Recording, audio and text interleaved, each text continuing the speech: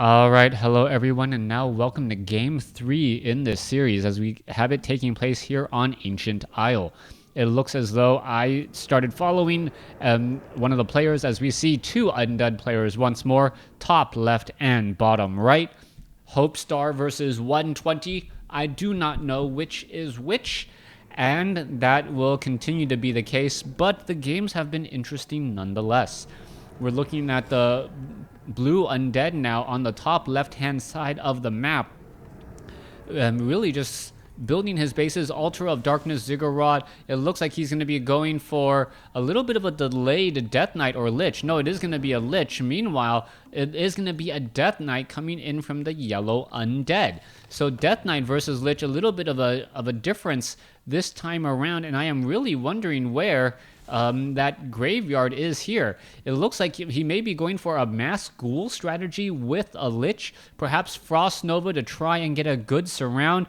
Meanwhile, the Death Knight is now making his rounds across the map with a Rod of Necromancy. The Rod of Necromancy allows the Death Knight to just look and scout out other creep camps as the Death Knight walks inside the base. Where is that Lich? That Lich is right there. There's a Nerubian tower, and the Death Knight goes, you know what? There's not really much for me on this side of the map. I'm gonna head back home. Lich going to take the opportunity to try and clear out this creep or clear out some of those rods of necromancy, and the yellow is actually a little bit undead here or a bit behind here. He's not really doing nearly as much as the Lich wants to try to clear out this null brood creep camp. All right, 3-1-1 creep camp, but the Death Knight could be coming in with the Death Coil Steel down to 221 hit points, turns around, gets some easy damage onto some of these other units, and there goes one. All right, are we going to see more units falling here as the Death Knight is still dancing around, perhaps looking to finish off this null brute? Death Knight with that Death Coil wants an easy target as the skeletal minion was not taken down. There's the Death Coil.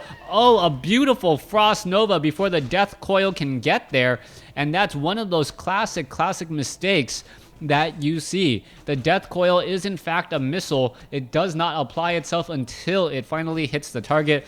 Meanwhile, the Frost Nova is an insta-cast straight up on the target.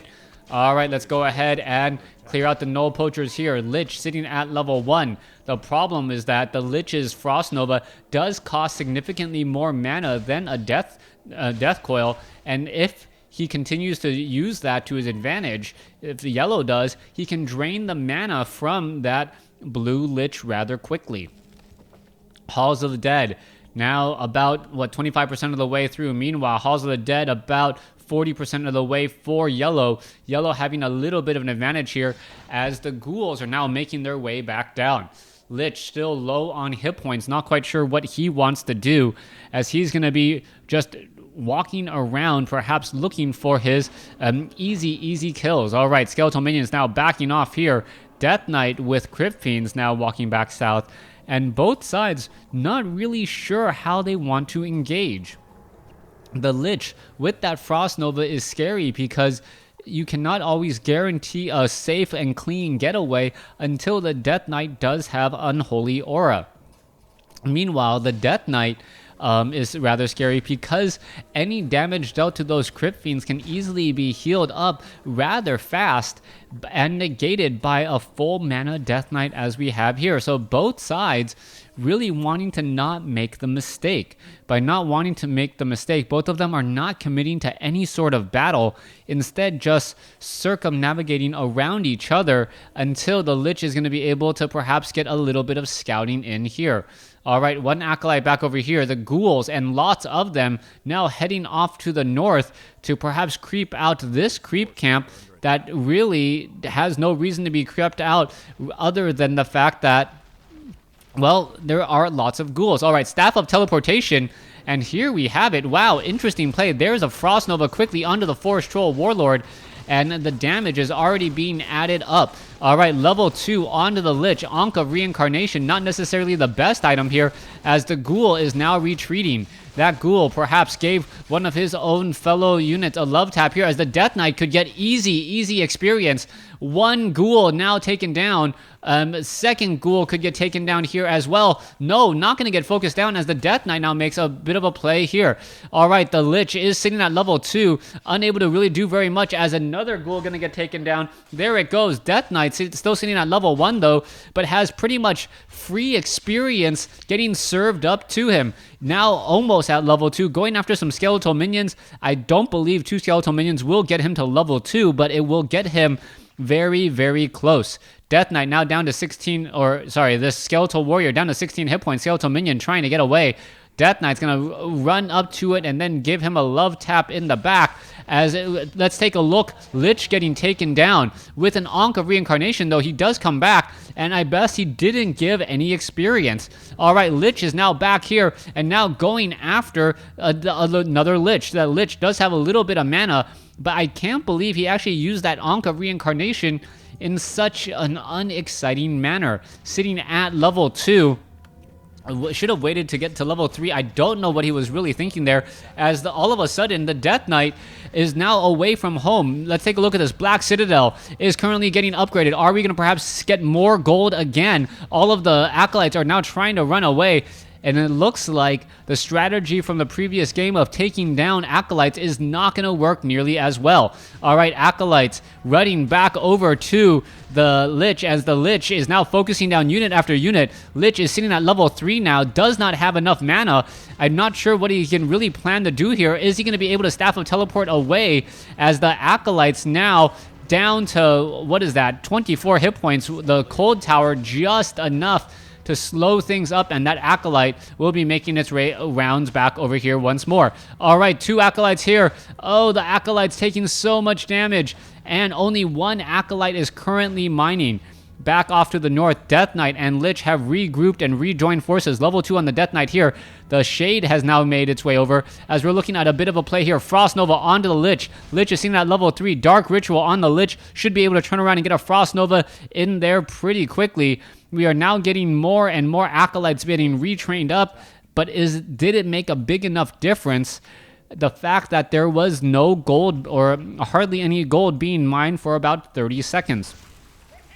Death Knight now wandering in here, going to clear out this 533 creep camp. Lich will get to level 2.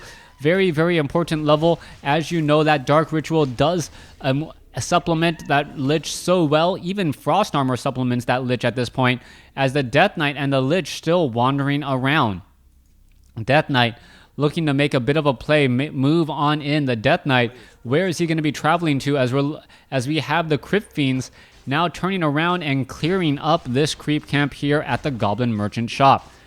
I'm really not sure what the Death Knight and the Lich are hoping to do here. It really seems like both of them are playing in their own little realm, trying to just buy time. But with blues now transition into gargoyles, perhaps the gargoyles will be even better. Boneyard now being added, and what is this? The blue player is not going for a slaughterhouse at all. No slaughterhouse means no obsidian statues and no destroyers, but the gargoyles and the boneyard should have enough frostworms and anti-air to make a very big difference. All right, the Shade quickly tracked down there with the help of another Shade, as we're looking at the Kobold Geomancer getting taken down. Manual of Health, a little bit stronger of a Death Knight. Meanwhile, Lich in a little bit of trouble as well. Now needs to back off. A little bit of a steal there, as the Death Knight does get some experience, but now Death Knight now with Unholy Aura. Both sides losing or taking a lot more damage than you would have expected. All right, both sides trying for an engagement here. Yellow with those obsidian statues may be able to make a very big play, as the longer this fight goes, the better it's going to be. Blue losing a whole bunch of units, as Blue is just unfortunately overcommitting into this fight, and that's exactly what we're seeing here. The obsidian statues, the longer this fight goes, the better it will be for Yellow, and I think Yellow is going to end up taking this game. He has a very large lead now, as we're looking at the supply count, 39 over 50 compared to 29 over 40. No Frostworm being trained up, and now more ghouls being doubly trained. All right, Lich now turns around. They were going to have a bit of an engagement here. The Crypt Fiends trying to focus down the unit as we have a Frostworm now in play. Both of them getting webbed down in an absolute second, as we can see that the Frostworm is trying to take down some key units. There's a Death Coil saving a low hit point unit. Null Overseer engaging against yellow, and that may actually be the one saving grace for blue. The fact that he's fighting 2v1 because of the creep camps turning on his opponent, but now things are not looking for him either. There goes, a Dark Ritual onto the Frostworm to try and prevent any sort of experience gain there. Very nicely done, but the Death Knight, Death Coil saving that Lich, as all the units will be backing off again. All right, there's that Obsidian statue healing up all the units. Death Knight and Lich are ready to go. There's a Null Overseer, which is going to get taken down very quickly. Lich is going to get to level 3. There's a Pendant of Energy, adding more mana to an already a very, very dangerous Lich. As the Lich gets to level 3, the Death Knight backs off and stays at level 3 as well. Meanwhile, Death Knight here at 3 or 2 and the Lich here at 3. Yellow with a clear advantage now, hoping to build on it, as we see the Death Knight now making his rounds once more. All right, let's take a look. Crypt Fiends being brought off to the north. There's a Nerubian Tower, and the Black Citadel Cole getting a little bit of a chill onto that Death Knight. Death Knight, however, taking no time to focus down the Nerubian Tower, and with the help of this Obsidian statue, the damage being cast or being dealt to that Death Knight has pretty much been negated. All right, let's continue to see how this battle unfolds, as the Death Knight and the Lich are now attempting to focus down a couple of units here. All right, Acolyte quickly focus down. There is a Frostworm and a Gargoyle. Are we perhaps going to see a couple of webs? There's one web taking down a Gargoyle. Are we going to see another, as we see a Death Coil saving another Crypt Fiend? All right, the fight is raging on, fighting inside your opponent's base. Very, very dangerous proposition, especially if your opponent is undead as well, getting a little bit of that home field advantage by staying on even your Blight. Meanwhile, let's go ahead. Frostworm now has been taken down, and with that, I think Yellow is just going to take this game and overwhelm his opponent. Blue, opening up with that Lich first, just did not pay for himself nearly as much. Death Knight gonna go ahead and get to level 4, and there is the GG.